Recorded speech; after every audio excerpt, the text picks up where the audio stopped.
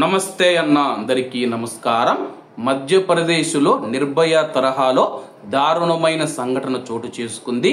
ఒక గిరిజన మహిళ 45 సంవత్సరాలు, ఆమె పైన కొందరు కామాంధులు సామూహిక అత్యాచారానికి పాల్పడ్డారు. అనంతరం ఆమె యొక్క ప్రైవేటు భాగాల్లోకి ఇనుప రాడ్డును చొప్పించారు. పోలీసులు తెలిపిన వివరాల ప్రకారం మధ్యప్రదేశ్లోని ఖండవా జిల్లాలోని ఒక గ్రామంలో శుక్రవారం ఒక పెళ్లికి ఆమె హాజరయ్యింది. ఈ పెళ్లికి సమీప గ్రామ ప్రజలు కూడా హాజరయ్యారు. బాధితురాలు తన కుటుంబంతో కలిసి వచ్చింది. శుక్రవారం రాత్రి ఆమె అకస్మాత్తుగా కనిపించకుండా పోయింది.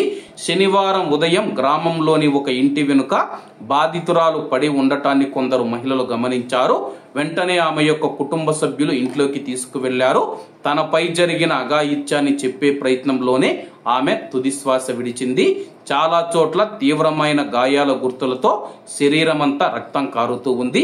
మృతదేహాన్ని ఖండవా ఆసుపత్రికి తరలించగా గర్భాశయం కూడా బయటికి వచ్చినట్లు డాక్టర్లు తెలిపారు.